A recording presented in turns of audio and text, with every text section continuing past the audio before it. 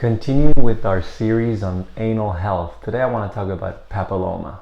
What is papilloma? Papilloma is a contagious virus, and it's a virus that more often than not you will not see. Meaning papilloma can cause warts and can cause cancer, but most of the times it's going to be a silent virus. Who has papilloma? It is safe to say that as a sexually active gay man, after your fourth sexual partner, you have had papilloma.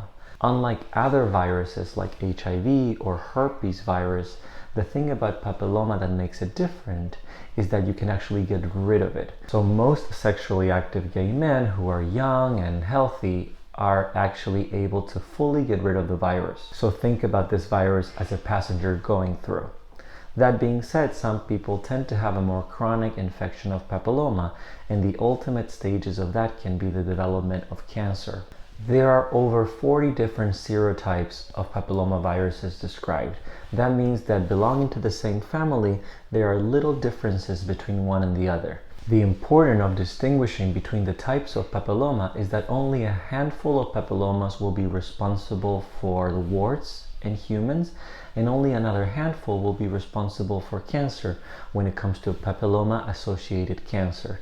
The vast majority of the types of papilloma don't cause warts and don't cause cancer. That's why the vaccine is only catered towards those serotypes that actually cause the most illness in humans. If you haven't gotten vaccinated yet for papilloma and you are a sexually active gay man, the invitation is always to discuss vaccination with your provider.